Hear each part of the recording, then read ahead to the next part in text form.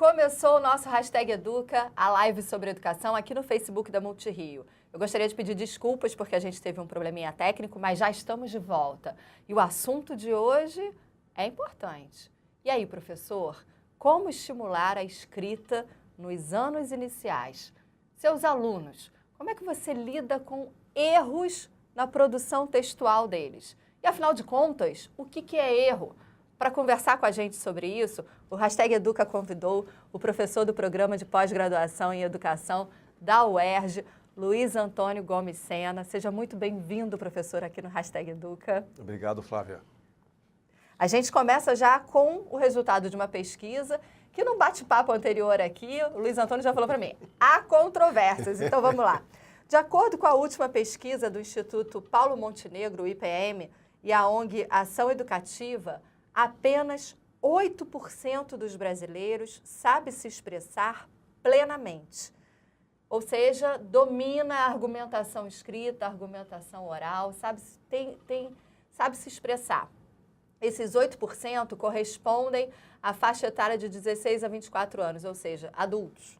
Então, a pergunta que eu faço, professor Luiz Antônio, é o que ainda acontece nas séries iniciais, e, obviamente, isso vem caminhando ao longo do tempo, para a gente chegar e ter 8% dos adultos brasileiros, apenas esse 8%, se expressando plenamente.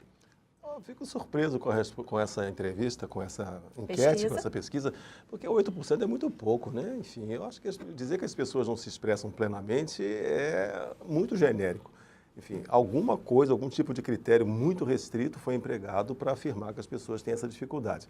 O problema é como é que as pessoas estão se expressando nessa argumentação. Se eu tiver que fazer um processo argumentativo sozinho, se eu tiver, por exemplo, sem nenhuma interação com alguém, é mais difícil.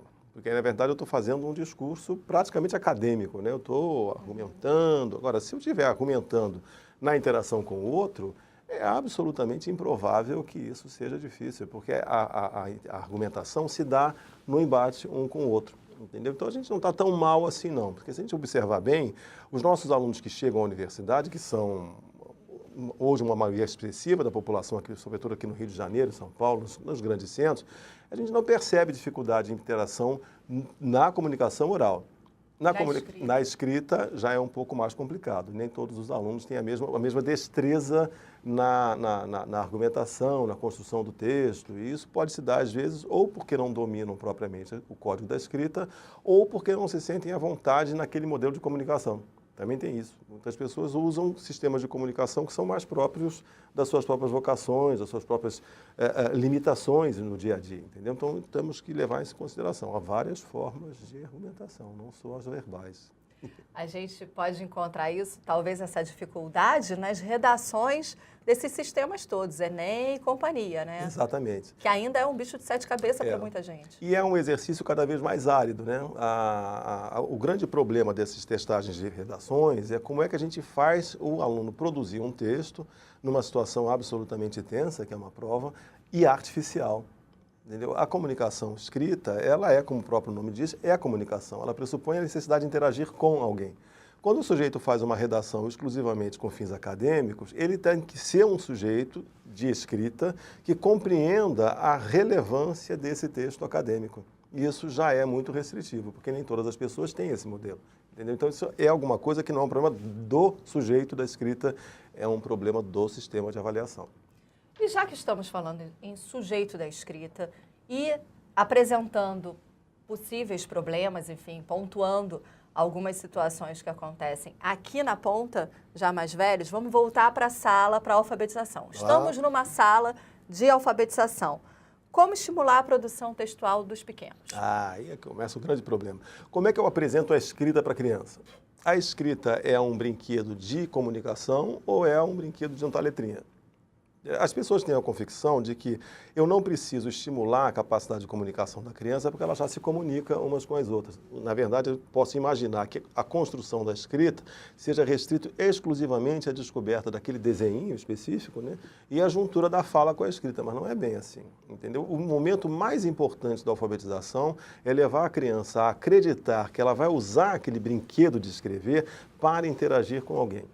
alguém que no início é o colega dela, é a professora, é a família dela e que vai ao longo do desenvolvimento dela se tornando o sujeito acadêmico, a fim de que ele chegue lá no Enem, na prova do Enem, sendo capaz de produzir uma redação que é feita para um sujeito abstrato. Esse processo que leva até a escrita do sujeito abstrato é o processo de letramento. E você que está acompanhando, não deixe de participar, viu? Conta pra gente como é que você trabalha a produção textual, como é que você trabalha a escrita dos seus alunos. Nas séries iniciais, a sua participação é rica, né? A gente aquece aqui o debate, enriquece, faz com que a gente possa refletir sobre várias coisas. Então vem pra cá, #Educa, coloque aí nos comentários da gente, vai compartilhando a sua experiência. Agora, a produção textual, ela tem não posso dizer uma característica, né?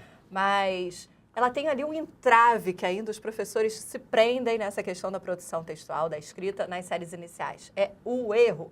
O que é o erro na produção textual? É sotaque. A gente, quando fala uma língua estrangeira, naturalmente não tem sotaque?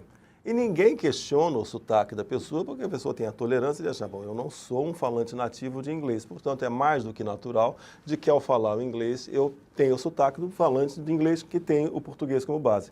A língua escrita tem as mesmas características. Então, quanto menor a intimidade que o indivíduo tem com o código da escrita, maior a probabilidade dele projetar na escrita o sotaque da sua fala. E isso é natural, é uma questão de ser tolerante à produção do texto. Então, vamos lá. O que eu estou cobrando da produção do texto do aluno? Duas coisas. Primeiro, que ele seja capaz de produzir um instrumento com o qual ele possa comunicar-se com alguém. Então, isso é um lado da minha avaliação. O material que ele produziu é significativo, é rico, então tem que privilegiar isso. Uma outra coisa é a questão do código específico da escrita, que em algum momento da vida dessa criança deverá ser organizado a forma como a língua escrita culta da língua portuguesa exige, porque isso faz parte da minha formação enquanto cidadão. Mas eu posso e devo levar em consideração que uma criança de 6, 7 anos de idade vai ter muito sotaque. E esse sotaque não pode ser levado em conta a ponto de levá-la a ter medo de se expressar. Porque aí, para corrigir a escrita, eu acabo inibindo a produção do texto. E aí eu vou ter o aluno no Enem que não vai produzir a redação porque tem medo de errar. E aí nada pode ser pior do que isso, entendeu? O que você chama de sotaque, para a gente ter exemplos disso? Por exemplo, quando eu tenho uma forma desortográfica, quando eu emprego na escrita, por exemplo, um erro de concordância nominal, que na fala passa naturalmente, entendeu? Todos esses traços que o professor erra como erro de ortografia ou erro de gramática, na verdade não são erros. Por exemplo, está calor, não é? Tá calor, Tá pode calor. ser isso? Não, tá calor é até absorvido, então o problema é estar calor. Quando o garoto, ao invés de escrever está calor, ele coloca um R no final. Porque na intuição dele, esse R é absolutamente aleatório, né? Porque na fala você não marca o infinitivo das palavras, dos verbos com o R, você marca com a sílaba tônica. Então, como para ele aquele R que aparece de vez em quando é aleatório, todas as vezes que o verbo acaba numa vogal tônica, ele pum, coloca o R. É um sotaque de fala. Entendeu? Aquilo é tipicamente capaz, não tem esse R aí, não tira, isso não é um problema do texto, é um acidente de escrita, entendeu? Que a gente corrige, mas não apenas, entendeu? A gente não tira a qualidade formal do texto em função de uma bobagem, um erro, que as máquinas corrigem, né? Os computadores estão aí corrigindo, estão avisando. Muito melhor que corrigir é avisar para o cara, olha para o corretor, olha para a tela, rapaz, se não apareceu ali marcadinho, desconfia de que está errado. Então ele próprio aprende a se corrigir.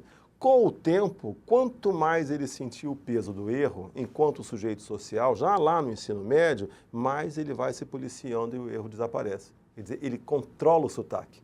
Ele vai tirando o sotaque da escrita e colocando a escrita cada vez mais na sua forma canônica, ordinária, digamos assim. Agora, o que é o erro produtivo? O erro produtivo é um conceito da teoria construtivista de Jean Piaget, que diz que, a partir do erro, eu consigo aprendizagens, né? Então, é como mais ou menos o ensaio e erro. Estou buscando a resposta para uma solução de um problema qualquer e eu vou, sem medo de errar, eu vou tentando, experimentando, etc, etc. A criança, no processo de aquisição da escrita, ela produz erros produtivos à medida em que ela está tentando construir o que ela compreende seja a forma da escrita. Eu não posso inibir esse erro de maneira alguma, porque se eu proibir a criança de experimentar, ela não aprende, ela decora. E aí o que acontece? Muitas vezes eu tenho crianças que escrevem muito bem até a 4ª série, porque ela memoriza a forma da palavra, ainda que ela não compreenda o processo de construção do sistema alfabético. O que acontece? Quando ela sai dos anos iniciais e vai para o ensino fundamental 2, que ela chega, por exemplo, na 6ª série, o nível de estresse dela aumenta muito. Muito, porque ela se sente meio que perdida, não tem mais a professora que a acompanha o tempo todo, o próprio desenvolvimento socioafetivo dela passa por uma fase meio complicada. Todas as vezes que esse processo invade a cabeça dela, a memória é afetada e ela passa a escrever errado. Entendeu? Ao passo que a criança... porque a memória é afetada. Por outro lado, se essa criança aprendeu a experimentar o erro e aprendeu a escrita sem o erro, a probabilidade desse processo vir a afetar a escrita dela é bem menor.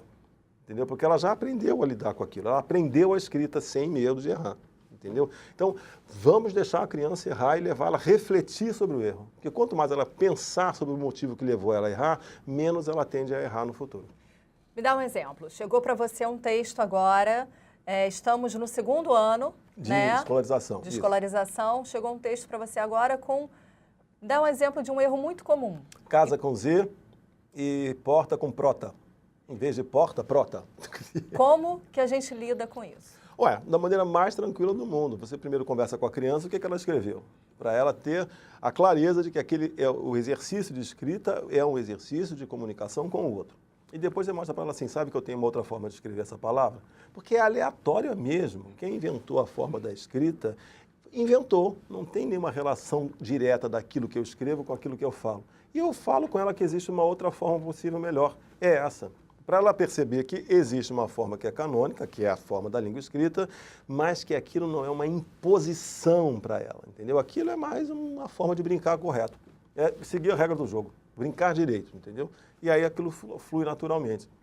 Agora, que fatores interferem no processo de escrita dos alunos? Primeiro, já falei, a questão afetiva é forte, né? Se a criança não tiver uma interação natural e tranquila com a produção escrita, ela se inibe e não escreve. Se ela tiver com medo de errar, ela não escreve. Nós não escrevemos. Se um adulto tiver muito medo de errar, se ele sofreu um processo de muita censura ao longo da sua formação, ele não vai escrever absolutamente nada.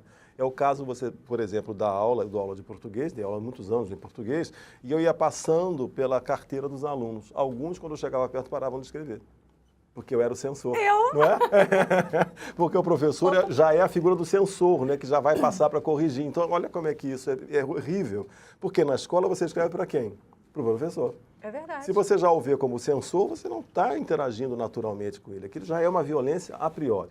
Uma segunda questão que muito pouca gente pensa é o que a escrita, a língua escrita representa? Ela representa o poder público, não é? Porque é com a língua escrita que você interage nas situações mais formais da sua vida, no trabalho, com o governo, enfim. No momento em que você é um cidadão constituído, representado como tal, você vai colocar a escrita com o mesmo peso que a fala. Será que o Estado, será que a sociedade recebe igualmente todos os cidadãos? Será que todas as pessoas se percebem igualmente dignas de uso da escrita? Então, reparem, esse valor agregado entre escrita e cidadania é fortíssimo. E aí a gente vai observar, por exemplo, que crianças que vêm de certas comunidades que estão em situação de risco, elas têm mais dificuldade de acesso à escrita, não por questões intelectuais, não porque têm a mesma capacidade de aprendizagem que qualquer outra. Elas, às vezes, não querem aceder àquilo porque aquilo representa uma mudança de mundo. Uma mudança de abrir mão dos seus pares de vida para entrar num outro grupo social que é contrário ao seu. Então, isso é absolutamente importante. A gente, quando trabalha com a escrita com a criança, tem que saber de que mundo esta criança vem e de que maneira essa escrita vai invadir esse mundo. Quanto mais eu corrijo essa criança nesse processo, mais ela percebe que ela não pertence a esse mundo. A gente estava conversando antes do programa iniciar a nossa live aqui, e o Luiz Antônio tocou num assunto importante que, para nós cariocas, é extremamente preocupante e violento não só no sentido simbólico, armado da palavra, né, mas é simbólico porque violenta a nossa identidade e as nossas possibilidades, né, que é crianças que moram em áreas conflagradas, sujeitas a fortes tiroteios. Elas, quando voltam para a escola, têm alteração, né? Explica isso. A criança, no processo de alfabetização, ela tem vários ciclos, né? Ela avança, às vezes ela retrocede um pouco, ela avança um pouco mais, ela retrocede um pouco. Essas situações de comunidades conflagradas são situações claramente responsáveis por grandes processos de retrocesso na alfabetização. Aquela que está quase na descoberta da escrita alfabética, que ela está entrando no período silábico, ela retroage. Retroage porque ela passa a ter medo de interagir com uma escrita que lá no imaginário dela representa uma violência enorme, né? Uma coisa que ela não sabe o que dá. E aumenta muito o pânico, né? Essa criança, num determinado momento, passa a se sentir tão violentada na sua segurança, na sua integridade física, na integridade física da sua família. Porque a família, para a criança, é uma extensão dela mesma. Então, quando ela sente que qualquer coisa ameaça o seu grupo imediato, ela automaticamente se fecha. E a primeira coisa que isso afeta é a alfabetização. Entendeu? Porque a alfabetização tem essa representação social muito forte, entendeu? Então, isso é importante, porque o papel que a gente tem enquanto agente alfabetizador, seja na escola, seja na família, é de acolher essa criança. Quanto mais eu conseguir fazer que o espaço de alfabetização seja representado por ela como um espaço de segurança, de acolhimento, mais eu tenho efeitos positivos, não só na aprendizagem da escrita, mas em todo o resto da formação dela. Isso é muito importante, a gente tem que levar isso em consideração. Considerando essa circunstância nas áreas mais carentes da sociedade brasileira, como é que a gente pode fazer um ambiente na sala de aula e um ambiente escolar que incentive a produção textual? Primeiro, fazendo com que a criança se sinta em casa, entendeu? Mesmo que a gente tenha o espaço da sala de aula bem caracterizado como tal, aquilo não pode ser um espaço de qualquer forma que abale a segurança dela. Ela tem que se sentir à vontade para se expressar da maneira como ela se sentir à vontade para se expressar. Ela tem o direito de fazer aquilo que não seja uma violência para a sua própria cultura. Porque quanto mais ela se sente dentro daquele espaço, mais a escrita se torna significativa. Não é alguma coisa que chegou de repente, é alguma coisa que está interagindo com ela mesma. Então, quando a gente fala de espaço ou ambiente alfabetizador, a gente não fala de um lugar em que eu encho as paredes de escritas para a criança verificar. Não, o ambiente alfabetizador é aquele que torna a escrita significativa para a criança.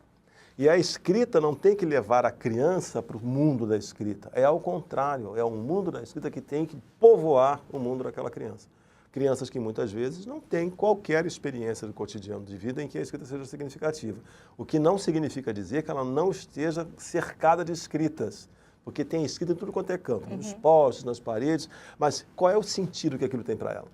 Entendeu? No dia a dia dela, nos seus momentos de lazer, nos seus momentos mais prosaicos, a escrita não figura. Então é preciso trazer para esses momentos prosaicos dela a experiência de escrita. Porque aí ela naturalmente se torna algo a ser produzido para ela, não para a escola, entendeu? Mas para ela. Aí passa a ser significativo. A gente já está terminando a live, mas antes eu queria te perguntar, isso vale também para as redes privadas e que não vivem em contexto de violência? E quem disse que toda violência é relacionada apenas a situações econômicas? A violência simbólica é enorme, entendeu? Não queiram que, por exemplo, não querendo fazer nenhum tipo de crítica, mas eu tenho um filho e trabalho 24 horas por dia, eu e a mãe. Quem cria? É a escola. Entendeu? Então, se a escola não tiver a noção de que qualquer ato de distúrbio na relação com a criança tem um impacto muito maior do que uma simples relação com o professor, ela jamais vai perceber como a violência é grande. Entendeu? Então, a gente não está lidando com pessoas que se sintam violentadas apenas quando tem uma bala perdida, não, porque há várias formas de balas transitando na sociedade contemporânea. O desprezo, a falta de se sentir acolhido por alguém. Então, não dá para desprezar isso, não. A escrita, então, ela passa pelo afeto, Sobretudo, é relacional, né? Porque a negociação da escrita não é um processo intelectual. Ela é um processo relacional, é interacional. Então, eu preciso ter o afeto, porque a relação da criança, realmente, eu me relaciono com a criança a partir do afeto. Se ela não gostar de mim, acabou-se. A gente sabe disso, né? A criança interage com aquilo de que ela gosta. Então, eu preciso ser gostado pela criança a fim de que a escrita se produza naturalmente. Entendeu? Não é pieguice. Falar assim, a educação é amor, como se fosse um clichê. Não, a educação é o amor porque essa relação afetiva da criança com o aprendizado é algo que é necessário na sua condição de criança.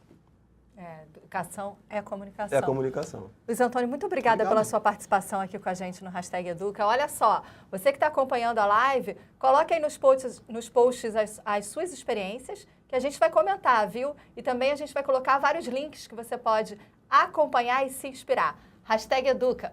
A gente se vê no próximo programa, na nossa próxima live. Até lá!